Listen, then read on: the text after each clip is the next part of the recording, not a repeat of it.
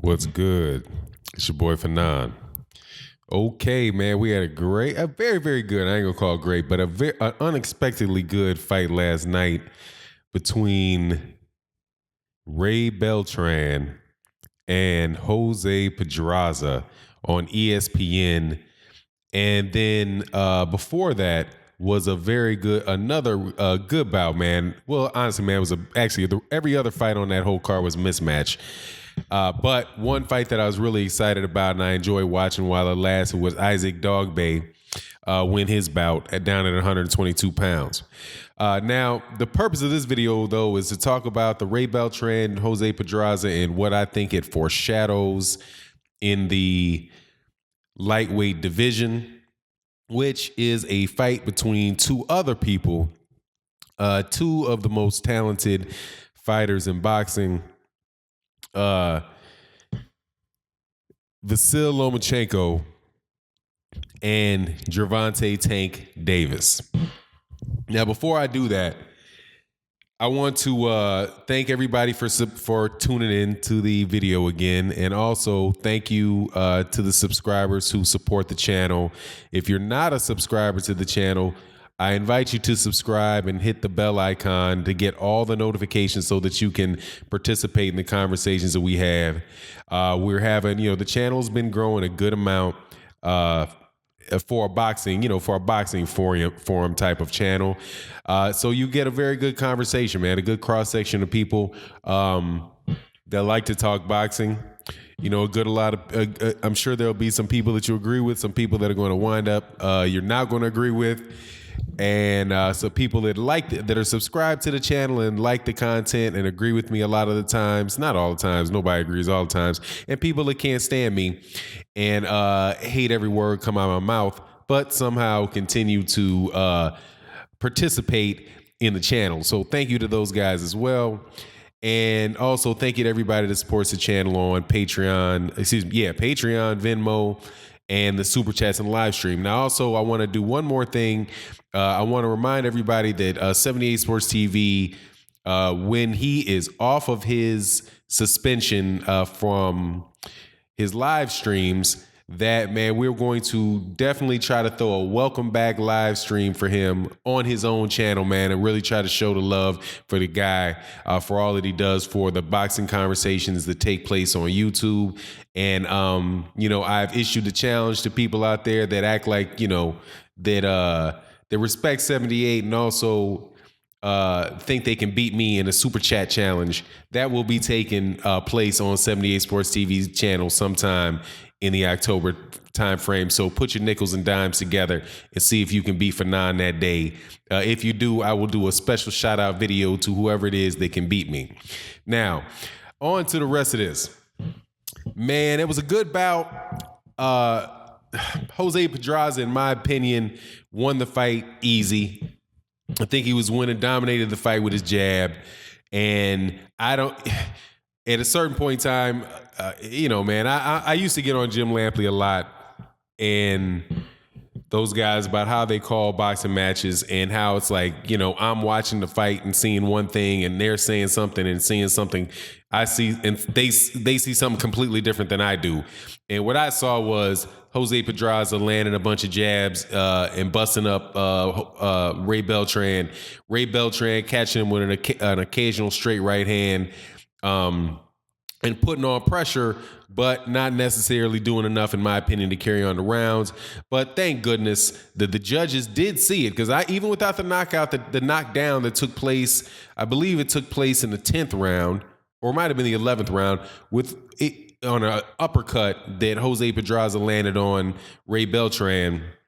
The judges had the score kind of wide, like 117, 111. So I don't think that knockdown really made the big difference. And then, of course, in round 12, Jose Pedraza won that easy and walked away with the bout and the title that he deserved. To the extent that what is his name? Paulus Moses didn't already beat Ray Beltran in his last fight. In my opinion, Ray Beltran should have never had that belt, because I think he lost the fight to Paulus Moses. So, there you go. But Good news for Ray Beltran is he did get his work visa, so he can now continue to fight and keep his family in the United States. But he's not going to be facing Vasily Lomachenko next because he lost his title. And apparently that's going to be Jose Pedraza that's going to face Vasily Lomachenko. And a bout that I think will be an interesting bout. I think that it probably will be, shoot, man, it might be more competitive than Jorge Linares, man, because we got a southpaw versus a southpaw, a slick fighter versus a guy that is, slick angle changing type of fighter. But, I see Vasily Lomachenko winning that, which will give the two of them a high profile common opponent. Because as we know, the one of the best fights that I've seen in a while, one of the best fights of, I think that was 2017, the beginning of 2017, which really did catapult Gervonta Davis into the minds of the average boxing fan, right? I would call it hardcore boxing fans. A lot of people knew about him before that bout, but he's promoted by Floyd Mayweather Jr., man, and that really was the bout where he won the IBF title, junior lightweight title, or the 130-pound title against Jose Pedraza, by knocking out Jose Pedraza in what was a good bout, man. Now, before I said that, I wanted to go back because it had been a while since I saw that fight. And I went back, man, and it was Jose Pedraza, at points in that fight was putting on a good show against Gervonta Davis. But Gervonta Davis's power and speed and eventually caught up with him, man. And he hit Jose Pedraza with one of, my goodness gracious, a right hook that was just, it might have been like a hybrid straight right hook, because Gervonta Davis is a southpaw, man, but god dog, man, he dang near broke that dude's head off at the neck with that shot and knocked him out. And so now Pedraza comes back and gets a title at the weight class above. Now, it does two things. One thing, it validates Gervonta Davis. There's a lot of people that have criticism for Gervonta Davis for saying, well, he's not fought anybody.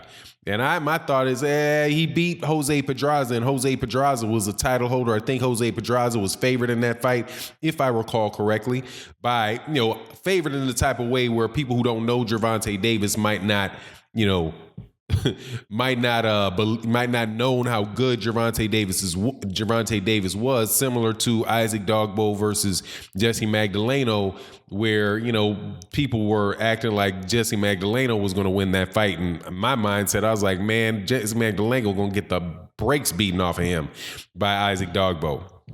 But anyway, Pedraza was favored in that fight, and Pedraza just showed again what a good, crafty, intelligent boxer he is. Right? He was fighting in the orthodox southpaw stance. He was hitting him, piecing him up with that right jab. And eventually, when Ray Beltran started getting his time and he switched it up, moved inside, fought on the inside for a little while, and then started changing transition between southpaw and orthodox, just giving Ray Beltran a lot of looks, man. And Ray Beltran just kept coming forward, and he had that perfectly timed uppercut, dropped him and hurt him. And then it cut him, dropped him, hurt him. And Ray Beltran is a very, very experienced fighter. I'm not going for those excuses that ESPN was giving them about that Paulus Moses fight. That dude just lost. His hand was hurting and all that excuses, man. Look, Ray Beltran is a 37-year-old man who's been in a lot of fights, been fighting for a long time. His best days are behind him. His eyes look like, my good man, he looks like his eyes, the lids above his eyes look like paper mache. It's like you look like you can just brush him with an eraser and make him bleed. His eyes are just the tissue, the tremendous amount of scar tissue over his eyes, man, is always going to cause him problems in a fight because he's just been cut so much. I don't know if he's got those prominent brows, and man, anyway, man, his skin over his eyes are just gone. So he's going to bleed up every fight. And, and he's kind of a limited fighter anyway, man. And when he was never able to really land his left hook, because his left hook is the big money punch for him. And Jose Pedraza just took that away. So what you're going to wind up seeing, but anyway, on to this, what this leads to, ESPN is saying how they're now the winner gets $1 million. They're going to make $1 million in a fight against Vasily Lomachenko, which boggles my mind because Guillermo Rigondeaux made $400,000 fighting Lomachenko. So I have no clue in the world why Jose Pedraza Jose Pedraza will be getting $1 million payday for Lomachenko when Lomachenko is making $1.5 million. I don't know how the math works on that, but it is what it is. If they pay him, ESPN is putting that money up, and and they've got the money to pay. So if that's what it is, that's what it is. But of course, I see Vasily Lomachenko beating him. Now, Tank Davis has already said that if he can't get this Tevin Farmer fight, and they put off the Tevin Farmer defeating the ritual sacrifice. Let me put it that way. They postponed the ritual sacrifice of Tevin Farmer to Gervonta Davis by having him signing that co-promotional deal to take a fight on DAZN. So, who knows if that fight's going to happen. That might go the way of Regis Prograis versus Jose Ramirez, which was supposed to happen according to the WBC, but just somehow, some way, Jose Ramirez winds up being the only WBC champion. The eliminator's not happening. He's going to be on his second fight, fighting somebody else, and Regis Prograis is off fighting in the World Boxing Super Series. Right? Being the uncrowned king of the 140-pound division, using his words. But Gervonta Davis, eventually is going to move to 135 pounds, man. And if he really wants the big money and he wants the fights, hey, man, that's where that's going to be, up there at 135 pounds. There's a good money fight for him with Robert Easter Jr. if he wants to take that bout. There is obviously the Mikey Garcia versus him, even though I don't really see that in the books.